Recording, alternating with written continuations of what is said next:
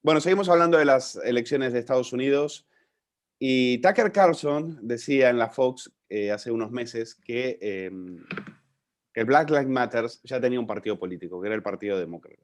Pero quizás fuera mucho más que eso. Quizás el Black Lives Matter se esté comiendo, se esté devorando por dentro al Partido Demócrata y con ello esté erosionando esas bases políticas que tienen más de 100 años en el Partido Demócrata y lo estén semejando ya a un partido chavista, un partido de tinte absolutamente radical, y lo hemos visto durante meses como han incendiado las calles, incluso asesinando a simpatizantes de Trump con total impunidad y con el apoyo de los medios de comunicación.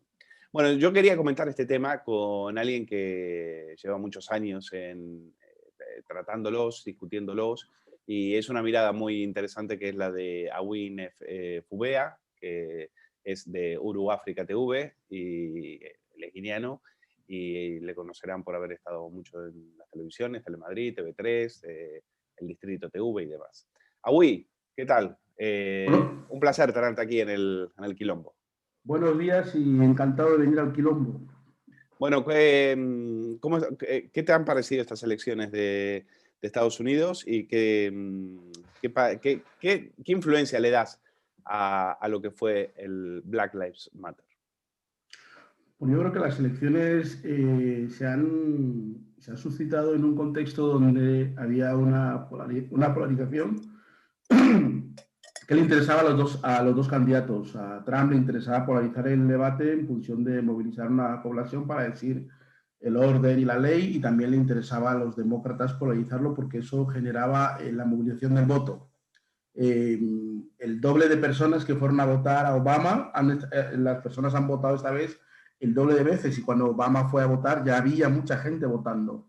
El número de mujeres que han ido a votar ha sido casi 3 veces más que la que votaron antes, entonces les interesaba. Yo creo que Black Lives Matter ha sido también la asignatura donde yo creo que Donald Trump tenía las elecciones muy, muy organizadas, prácticamente iba a ganar, iba a ser reelegido, pero se equivocó en subestimar mucho el debate racial, ¿no? El debate étnico, y presentarlo y entregárselo a la izquierda, en este caso a los llamados liberales.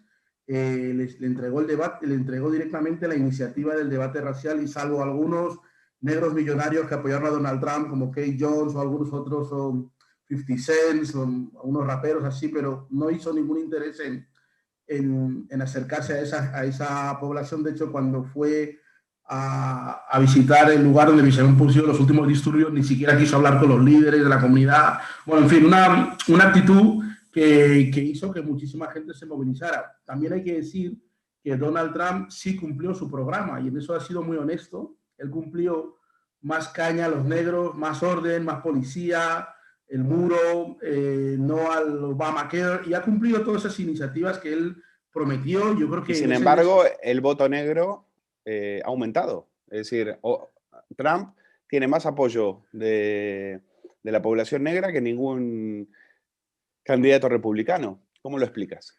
Claro, porque el tema del racismo no es ideológico. Es decir, los negros republicanos han existido siempre. De hecho, el Partido Republicano no era el partido racista, eran los demócratas siempre. Los republicanos eran los que iban contra la esclavitud, los que iban contra Jim Crow, la segregación. Lo que pasa es que a partir de Kennedy y Martin Luther King eso dio un vuelco. A partir de Kennedy eso dio un vuelco, y claro, luego cuando llegó Reagan ya fue el sumo, ¿no? En plena Guerra Fría.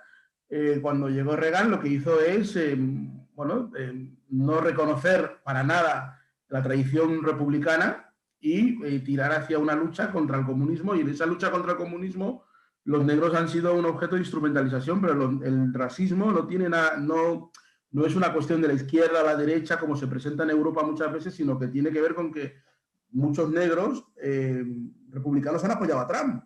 Y no ahora, en la primera elección de Trump tuvo ya un voto negro bastante considerable. Vale, pero tú dices que Trump, el programa de Trump era mucha caña a los negros.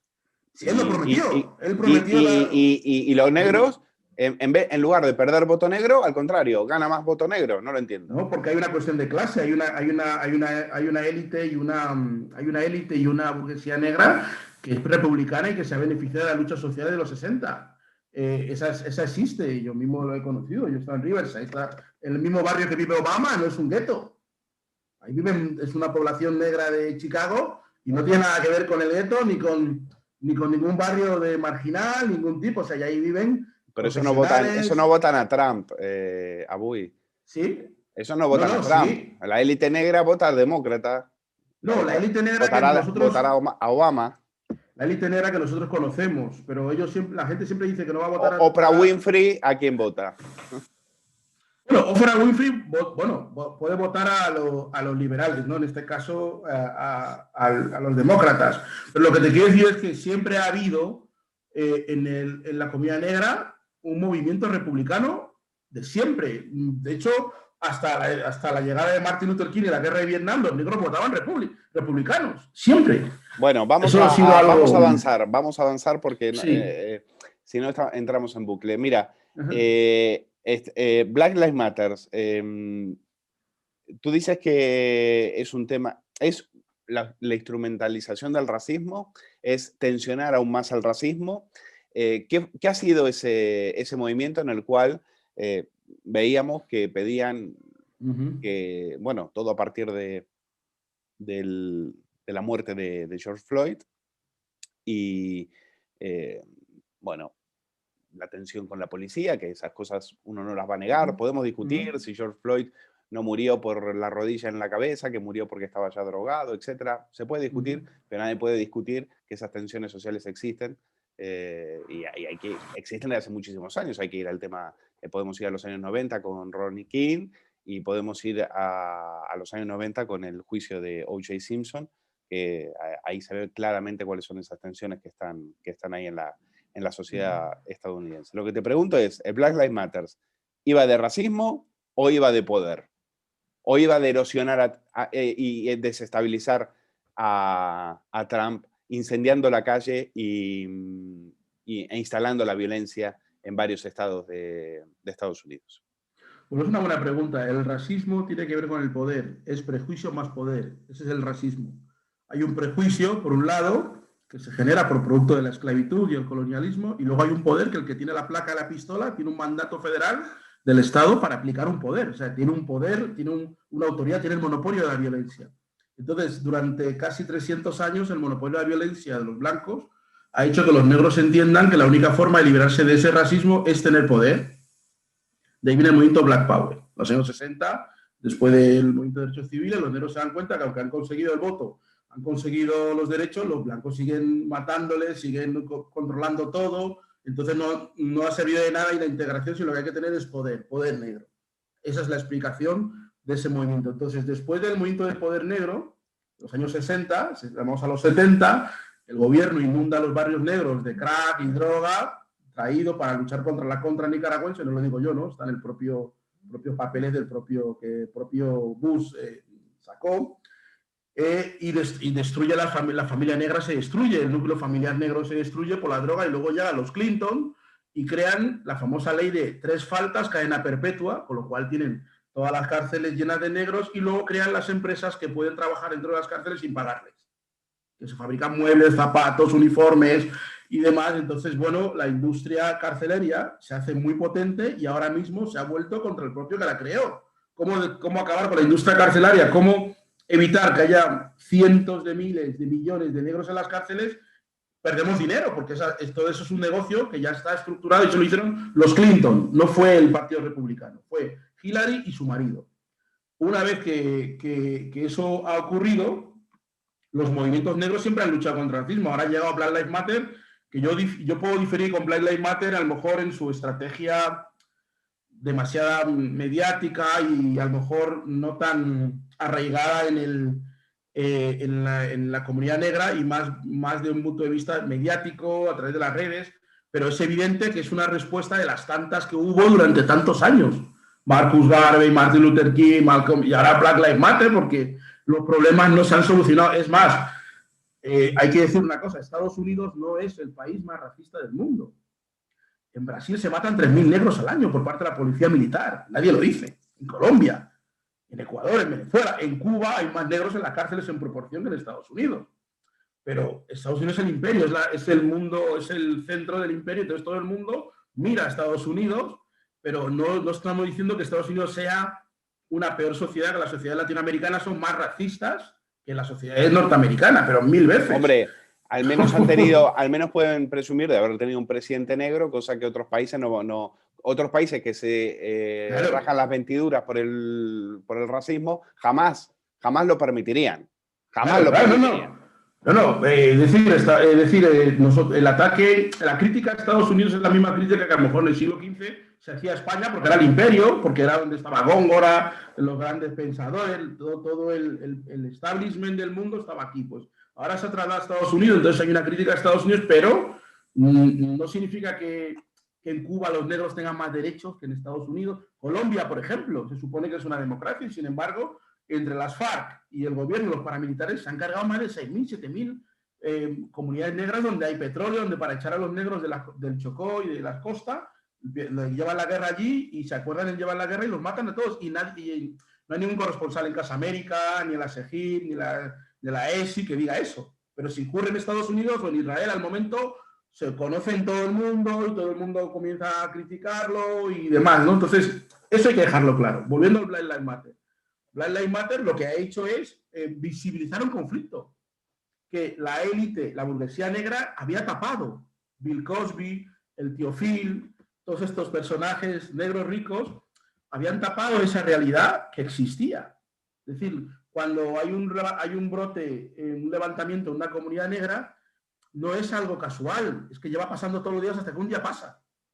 No es que... Y para eso, y para visibilizar eso, había que linchar a ciudadanos blancos en las calles, había que pegarles, había que aterrorizar a los niños, había que asesinar a la gente en la calle. O sea, ¿está justificado toda la ola de violencia en la cual esparcieron en nombre de los derechos sociales que ellos no respetaban, por supuesto, en nombre de los derechos civiles que ellos no respetaban, en nombre de los derechos humanos que ellos no respetaban, había que organizar esta ola de violencia y de terror? No, para nada. Yo no apruebo ninguna ola de violencia y terror que se haya tenido en cuenta.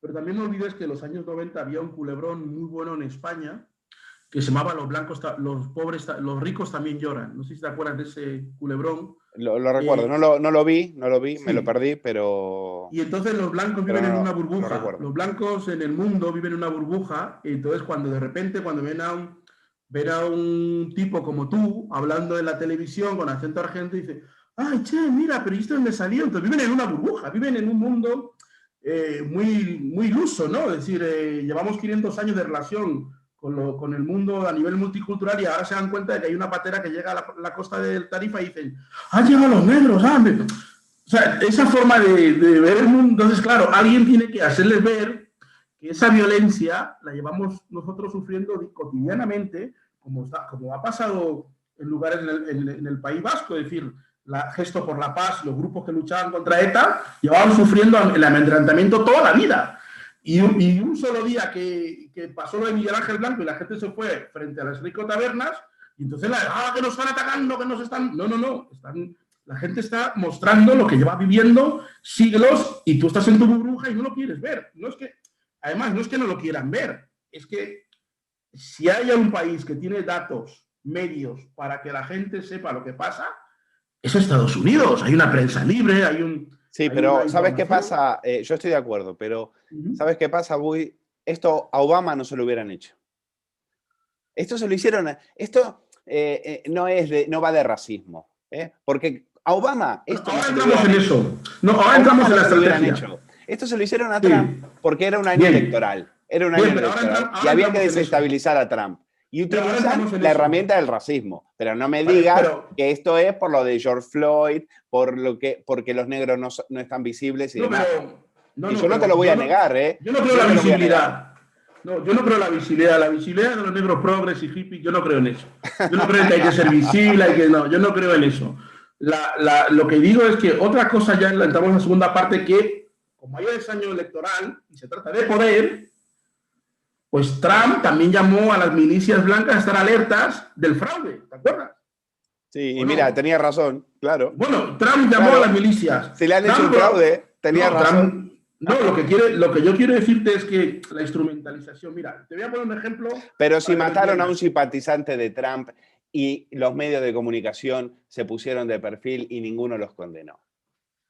No Bueno, seamos... pero por favor. Yo lo he condenado, yo lo he condenado. No, no digo tú, digo los medios de comunicación de Estados Unidos. Sí, lo que quiero decir es que la instrumentalización que se hace en época electoral se ha hecho siempre. Cuando el señor Bush padre, después de Rodney King, dice aquí va a imperar la ley y el orden, saca a la Guardia Nacional a la calle, luego ganó la selección. O sea, luego vino Clinton, pero a mí me cuesta creer mucho que la señora Harris va a hacer más cosas en favor de los negros o las minorías que a lo mejor hizo Eric Holmer, que era el otro fiscal. Es que porque ella ha sido ya fiscal de California y el número de negros en las cárceles de California no ha bajado siendo ya fiscal.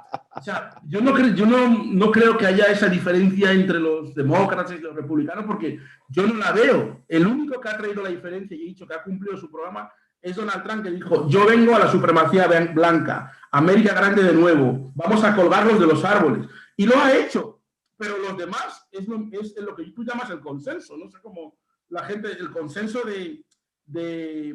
bueno, el consenso de Washington, llamémoslo así, ¿no? Donde todos son Hillary Clinton, Bush, padre, Obama, en fin, todo así como...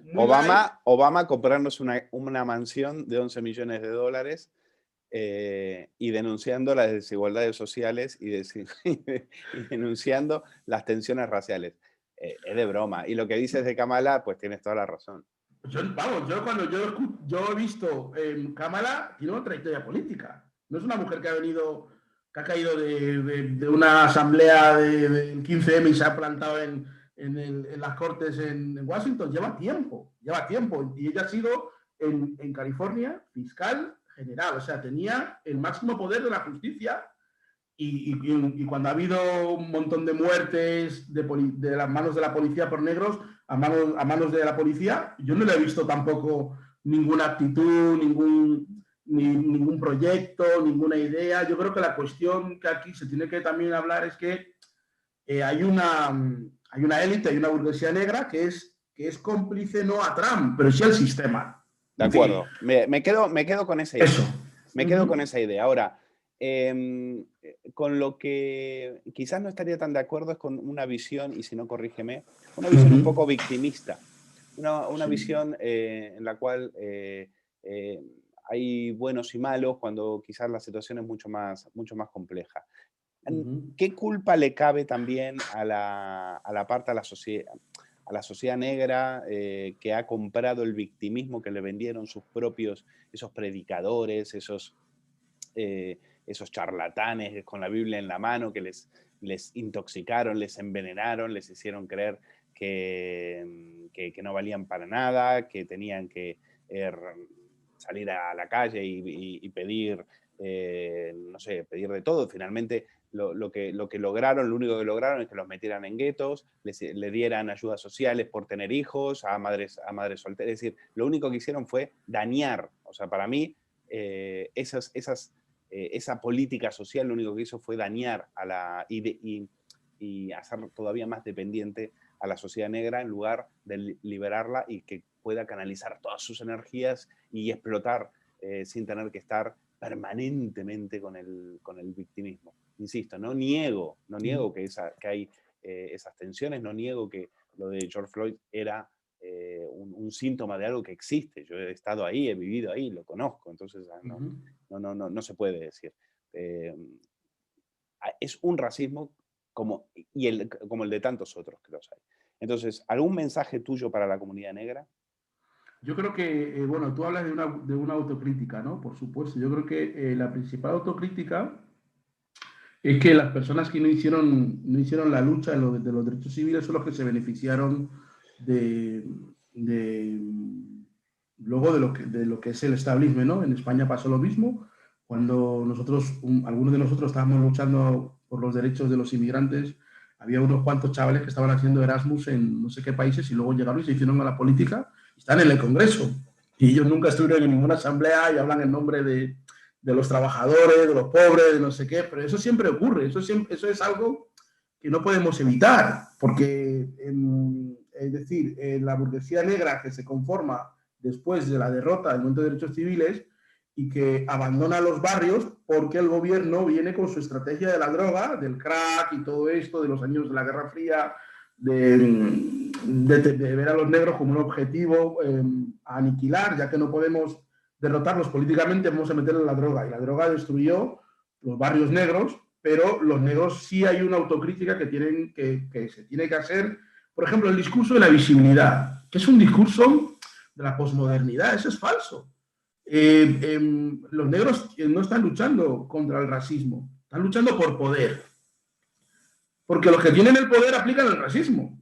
Es decir, un racismo, un movimiento antirracista que no tenga como objetivo cambiar las relaciones de poder, pues entonces no tiene sentido. No tiene sentido todo. Y se ha demostrado que después de los años, toda esa élite que se benefició de la lucha, en este caso Obama, como tú has dicho, que tampoco es un chico que viene del gueto, de los pobres y demás, y no sé qué. ¿Y qué hizo Obama? Lo primero que hizo Obama cuando llegó al poder, ¿qué fue? Renegar de quien era su pastor, Jeremiah Rice, para que la Fox y los demás grupos, el Tea Party, le pudiera poner en un sitio. Yo creo que sí hay una autocrítica que hacer por parte de la comunidad negra, pero no es victimista, ¿eh? Yo creo que lo que falta es que los blancos conozcan la vida de los negros, porque no la conocen. Bueno, de repente se sorprenden de que hay un negro vendiendo CDs en la Gran Vía. Sí, linchando a los blancos en las calles no van a conseguir eso, ¿eh? O sea, pero fíjate una cosa. En Estados Unidos, el linchamiento entre 20 negros pegándole a un blanco, a niños a veces en las calles, difícilmente lo puedan conseguir, ¿eh? Pero yo creo que es bueno para los propios blancos. Mira, conocer... es bueno que le peguen para que se enteren. No, hombre, no. Lo que quiero decir es que no es la primera vez que el mundo occidental se enfrenta a estas realidades. En Roma, el propio Imperio Romano cayó porque Roma, por un lado, les decía a los bárbaros que tenían derecho, pero la práctica no se les permitía que lo usaran. Entonces los bárbaros se dieron cuenta de una cosa que dice Franz Fanon en su libro Condenados de la Tierra, que el secreto del oprimido es que le mira los ojos al opresor y se da cuenta que tiene miedo. Vale, pero los romanos construyeron acueductos que te duran 2000 años, ¿vale? Los bárbaros sí, que no construyeron ni no dejaron nada.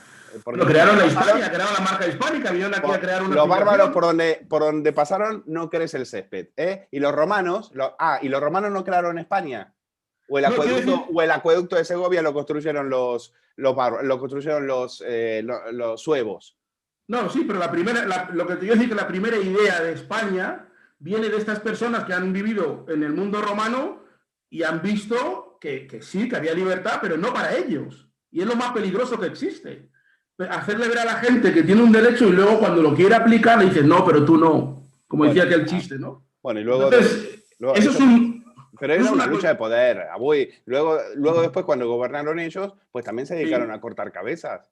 Sí, pero no eran monjitas de la caridad. No, pero no destruyeron el legado que Roma les había dado. Hay un legado cultural que los negros tienen un legado cultural anglosajón, hispano, francés, no pueden negarlo. Tienen nombres cristianos, practican la religión cristiana, tienen la concepción, digamos, cultural occidental. El problema está en que quienes han estado trabajando como esclavos para construir, por ejemplo, la Casa Blanca, que fue un arquitecto negro, luego se acaba la Guerra Fría y los que eran enemigos de Occidente se convierten en los buenos. Y los negros los tiran a la basura. Me interesa tu opinión.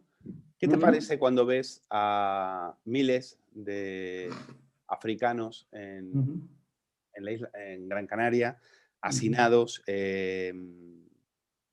y les traen aquí, les meten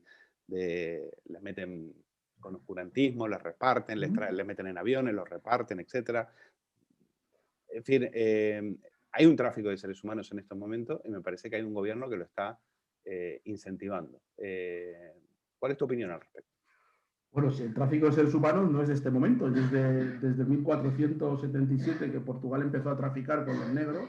Es la misma continuidad, simplemente que ahora se llaman pateras, que antes se llamaban barcos, tenía otra legislación, pero es la misma. Sí, pero ahora vienen, Sí. no vienen en cadenas, vienen solitos. Sí, claro. Ahora vienen solitos. Vamos a claro, el diferenciar. fracaso del Estado africano. Vamos a diferenciar. No, pero lo que estoy diciendo es que el fracaso es decir, para un ciudadano español que vive en Cádiz, puede molestarle que haya negros tirados en la costa, pero no puede sorprenderse. Ha ido a la ESO, ha estudiado, conoce la historia. No puede decir que, Valcárcel, pero ¿dónde esas formas angelicales como que hablan en la televisión los blancos? Oye, ¿a ti te parece normal que haya 2.000 tíos por semana llegando en unos cayucos enormes a la isla de Canarias? Pero voy a explicarla ahora, no me parece normal. Lo que te quiero decir es que una cosa es que no me parezca normal, otra cosa es que me sorprenda. Es que son cosas diferentes. El pretender que, no sé, Pedro Sánchez de repente le sorprende, ¿cómo te va a sorprender? Pero si son, no sé, ese tipo de juegos malabáricos. Y el gobierno, me interesa tu opinión, el gobierno. Mira, el fracaso del Estado africano. El Estado africano fracasa porque nunca se descolonizó por parte de Francia. Francia sigue imponiendo a los africanos una moneda, que es el franco francés, por la fuerza, bases militares, y cualquier líder africano que intente moverse de allí lo matan. Y tú lo sabes porque tú lees la prensa y accedes a la comunicación, pero eso en Europa no se cuenta. Bueno, también sé de líderes africanos que tienen a sus países en guerras civiles perpetuas, aterrando a su población. ¿Y son aliados de quién? ¿Y son aliados de quién? ¿Quién es el mejor aliado de Francia, Inglaterra y Estados Unidos? Mobutu, Obiang, todo lo que quieres. ¿Dónde va Zapatero? ¿Dónde va el otro expresidente español a hacer negocios? Con Obiang. ¿Quién no es Obiang? Un alumno de la Academia Militar de Zaragoza, amigo de España. Pero hay que decirlo, los telediarios no se dicen esas cosas, y el pueblo español de repente se levanta una mañana y dice, ¿y este quién es? ¿Pero qué ha pasado? Pero la gente sabe, o la gente debería de saber, que todos los dictadores africanos que mantienen a sus pueblos en la miseria y en el hambre y en la destrucción son nuestros mejores amigos. ¿Dónde se ha ido a exiliarse el rey emérito? ¿A Suiza? No. ¿A Estados Unidos? No. ¿A Francia? No. ¿Dónde se ha ido? A un país súper democrático, donde se respetan los derechos humanos. Pues lo mismo pasa en Guinea Ecuatorial. Mira, ahora mismo en Guinea Ecuatorial hay 5 personas españolas en la cárcel. Españolas. Y el gobierno español no es que no le interese, es que, bueno, como son negros, da igual, pero son españoles. No sé, lo mismo que pasa en Venezuela, ¿no? No sé, eso, el criterio que hay para Venezuela, que tiene que ser, que hay que exigirle a Maduro y a los demás que democraticen, pero eso con los dictadores africanos les dan... Estoy de acuerdo con lo que dices. Ahora, ¿qué te parece la actitud de Sánchez de sacarse la foto con el Open Arms o el Aquarius o como se llame, y luego después y están invitándoles a miles y miles de negros a que se tiren al agua para que vaya el Open Arms, los recoja y les traiga para España? ¿Qué te parece una política de inmigración seria? Es falsedad. Eso, es falsedad. Es una foto falsa porque después esas personas los tiran, una vez que se van los medios, los tiran a su aire y los dejan tirados, ¿no? Yo creo que el primer gobierno en España que trajo trabajadores africanos, bueno, uno de los primeros gobiernos que trajo trabajadores africanos fue el gobierno de Arias Navarro, para traer trabajadores africanos para recoger la fruta en el Maresme y en todos estos sitios y tal. Y resulta que 40 años después o 50 años después de Arias Navarro, esos mismos negros que ellos han traído para recoger la fruta, ahora ellos traen gente de Polonia, de Hungría, de los antiguos comunistas que eran sus enemigos, y ellos le dan derecho, y esos negros vuelven a ser negros. Te volvemos a traer a Estados Unidos. Claro, nosotros somos vuestros aliados en la Guerra Fría. Mira, te voy a poner un caso muy concreto que tiene que ver con Guinea Ecuatorial, que tiene que ver conmigo. Al día siguiente que muere Francisco Franco y llega Juan Carlos al poder, los blancos dicen a los negros con los que habían estado en falange toda la vida, os vamos a integrar. Los negros dicen, ¿cómo nos vais a integrar? Pues si toda la vida hemos vivido juntos en la hispanidad y en España y tal. Ya, pero ahora ha cambiado el contexto y ahora ustedes son nuestros enemigos. ¿Cómo somos nuestros enemigos? Si nosotros hemos estado siempre con Carrero, con Franco, como Suárez, tú vienes del franquismo, como yo. Ya, pero yo ahora soy demócrata y tú eres inmigrante. Entonces, esa construcción del mundo es la que impera. Es decir, los que eran aliados en la Guerra Fría, en la lucha contra el comunismo, ¿dónde están esas alianzas? ¿Quién hizo que Cubillo y Canarias no se independizaran? Tuvo que hacer el ministro Oreja viajes a África sobornando a los gobiernos para que votaran en contra del M-Payac y todo eso. Esos aliados de España, pues ahora ¿qué son? Otros son los aliados de España, que es los antiguos comunistas, los rojos ahora son los buenos y los negros siguen siendo negros como siempre fueron. Y eso o sea que España, dices, España le ha dado la espalda a sus antiguos socios. España le ha dado, en lugar de seguir con esa línea de colaboración con una parte de África, la ha traicionado. No, España lo que ha hecho es, digamos, un imaginario nuevo de sí mismo, porque con el mantra del antifranquismo, sí. Entonces hay que cambiar todo. Entonces todo lo que es la identidad de la hispanidad, que va más allá de España y de Cataluña y de Puigdemont y todos esos debates. Es que eso empieza con la Marcha Verde, ¿no? O sea, yo creo que a partir de la pérdida del Sahara español es cuando todo eso se empieza a trastocar y a venir abajo, ¿no? Bueno, porque también España tiene que hacer una serie de acuerdos, por ejemplo, para que Francia pueda cambiar su política contra ETA. España tiene que permitir que Francia imponga en Guinea Ecuatorial la lengua francesa y la moneda. Esos son acuerdos que hacen los gobiernos de la transición. Entonces yo creo que a veces se hace una crítica destructiva de la transición, pero sin entrar en las cuestiones más importantes. No es la primera vez que en España hay negros en las instituciones. En las cortes franquistas las había, pero cuando España llega al año 78 dicen, vamos a convertirnos ahora en todos blancos, cercanos de Suecia, Dinamarca, y todo lo que suene a Argentina, Chile, Perú, Guinea, Marruecos, eso es franquismo. Claro, con esa construcción del imaginario, luego llegan los socialistas y llega gente muy indocumentada sobre la propia historia de España y comienzan a construir un relato que es el que impera ahora mismo, donde todo es, por ejemplo, aquella ministra en aquel famoso debate contigo en 13TV, todo ese tipo de situaciones te demuestran de que hay un desconocimiento del propio español de su propia historia.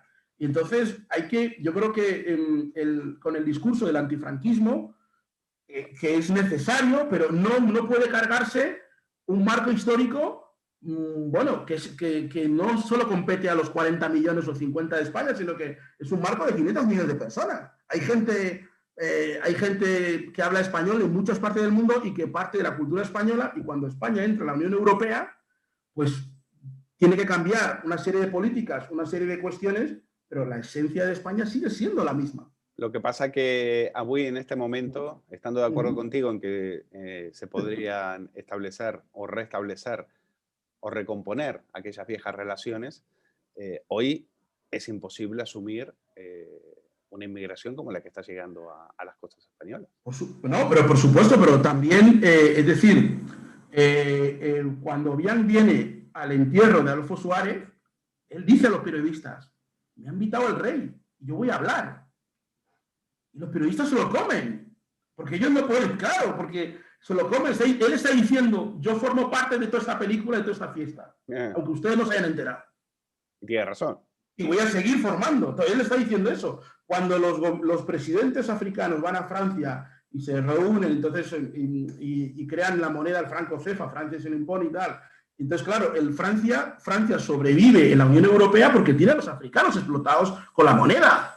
En el momento que se entra en el euro, ¿tú te acuerdas que Francia no había hecho los deberes para entrar en el euro? ¿Te acuerdas? Y en una semana, ¿qué hizo? Devaluar el franco cefa, devaluar todas sus exportaciones con África. ¿Y qué hace? La clase media africana se hunde, comienzan las pateras. Si realmente yo no creo que Europa nunca ha tenido un interés en resolver el tema de la inmigración, porque por un lado, a nivel interno nos permite tener un enemigo interno y a nivel externo nos permite no hacernos responsables de nada. Pero si Europa quisiera, lo primero que tiene que hacer es establecer relaciones serias con esas dictaduras que las ha creado él. Estoy de acuerdo. Ojo. Si Europa y África quisiera. No le restemos culpa también a ellos que se han fumado los cientos de miles de millones que se fuman. Que sigan fumándose. Mira, por ejemplo, que reciben de ayudas. Pero el señor Boyer, que era director del Banco Exterior de España, cuando quebró el Banco Exterior de España en Guinea Ecuatorial, no hace 100 años, o sea, no hace 30 años. Cuando fue a las Cortes, lo que dijo es que, bueno, que esto son cosas que pasan, ¿y cómo se ha quebrado el banco? Porque los créditos los han dado a los magnates del país, que son amigos suyos. Y en España nadie ha dicho, se nos ha quebrado un banco que tiene una sede en tal sitio, sino que yo creo que hay mucho más relación entre la élite africana y la élite española o europea de la que nosotros podemos pensar. ¿Dónde se forman estas élites? No hay en ningún gobierno africano, todos son doctores, máster, licenciados. ¿Dónde sacan esos másters? La universidad te lo digo yo, en Europa. Claro, entonces... Yo estudié en Cambridge y rodeado de africanos. Claro. Nigerianos,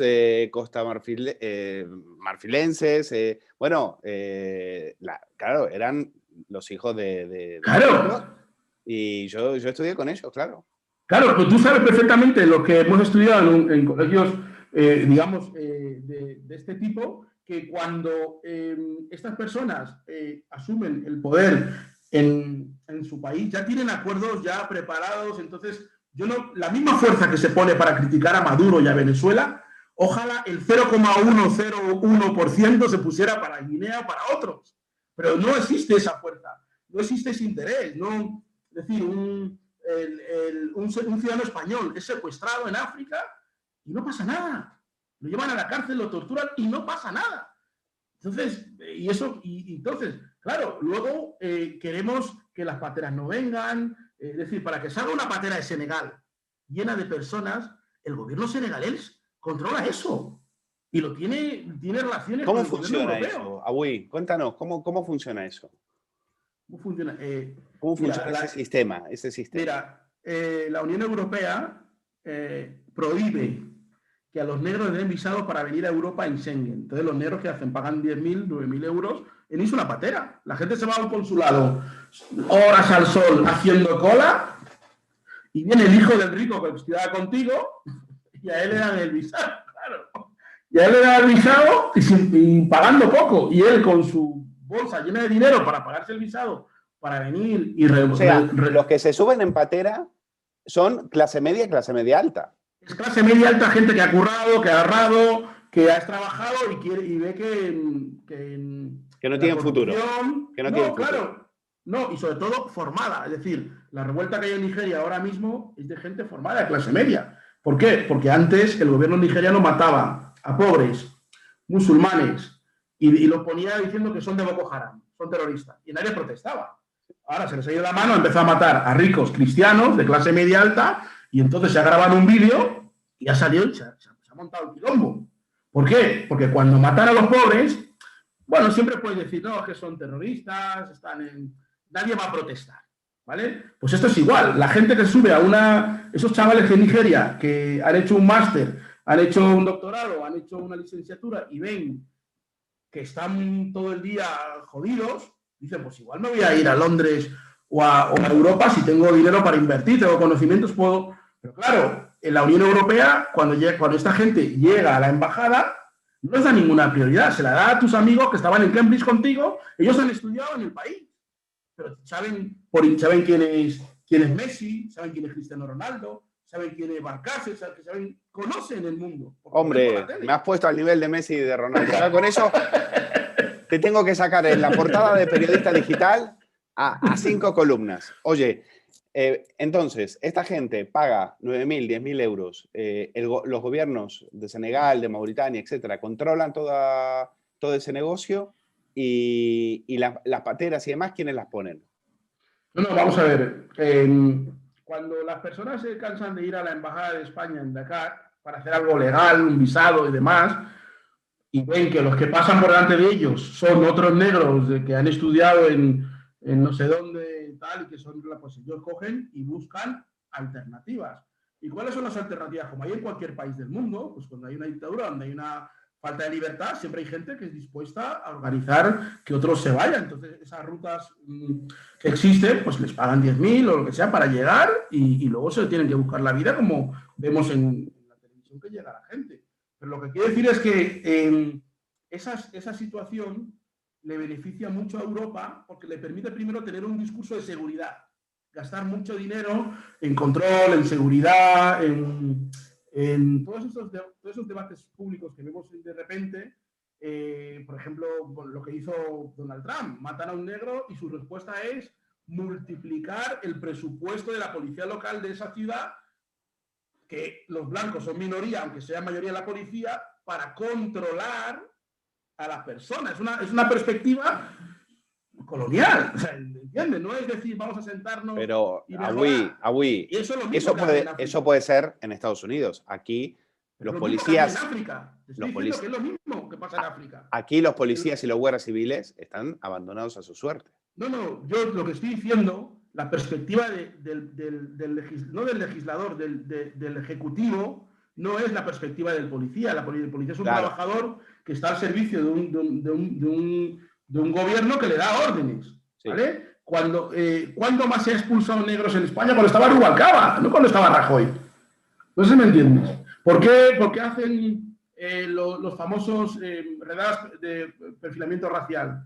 Que van y a la gente le paran y ven un negro, y porque la propia policía lo ha denunciado, que tiene que cumplir cupos, porque le ordenan que tiene que cumplir cupos. Tienes que tener tantos negros al día, tanto, y si no lo cumplen, pues tienen problemas en su trabajo. Pero eso no es culpa de la policía, es el ejecutivo el que planea. Y en África, el ejecutivo actúa con esa misma lógica, la misma lógica. Es decir, tenemos que matar a tantos negros en Marruecos para que no pasen a España porque Sánchez nos ha entregado tantos millones. Entonces Marruecos tiene ese dinero y lo frena, ¿vale? Pero violando derechos humanos, lo que sea. Pero hay que hacerlo porque el acuerdo es el acuerdo.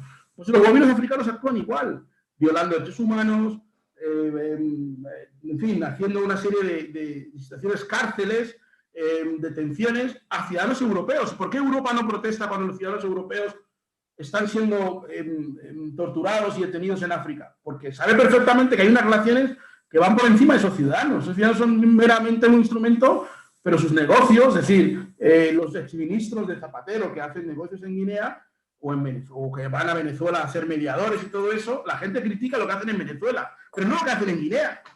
Agüí, me parece interesantísimo y creo que esto da para algunas otras conversaciones contigo para que nos cuentes esta realidad que se nos olvida y la desconocemos.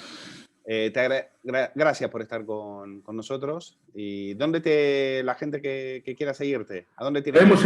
Yo estoy tanto en Twitter, también tenemos un Juro África Televisión. Los que estéis en Barcelona podéis vernos en el 28 de la TDT, en Madrid en el 35 o 38 de la TDT, y también en YouTube y las redes sociales. Estamos también a través del periódico que se llama Reparación Africana, donde podéis leer una perspectiva afrolatina del mundo. Es decir, una perspectiva afrocéntrica, donde lo negro y lo africano están en el centro de la narrativa y no algo colateral, unos negros que pasan por ahí, disparan y entonces llega Hillary Clinton y se hace presidenta. Algo diferente. Ha sido un placer hablar contigo, Agüí. A ti también. Más adelante hacemos otra.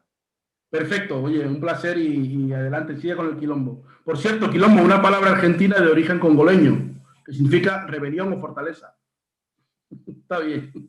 No sabía que era de origen, sí, de origen africano. Pero sí, de origen no me extraña. El tango también tiene raíces africanas. El tango. Bueno, aunque según dicen algunos argentinos viene de Noruega. Bueno.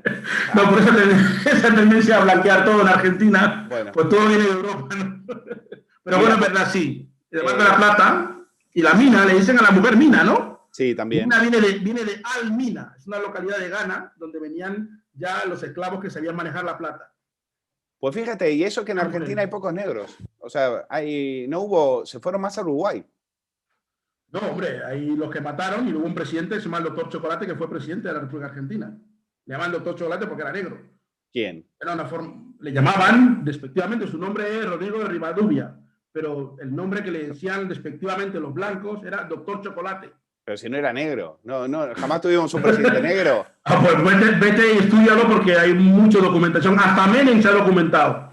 Imagínate. Bueno, no es una... Menem decía que había leído a Sócrates, así que... Bueno, yo te recomiendo una radio que yo colaboro en Argentina, se llama Radio Conciencia Negra en Buenos Aires. Te va a venir muy bien. De Federico Pita, es el director. Bueno, pues, oye, otro abrazo. Cuídate mucho. Un abrazo Gracias. a ti también. Hasta luego.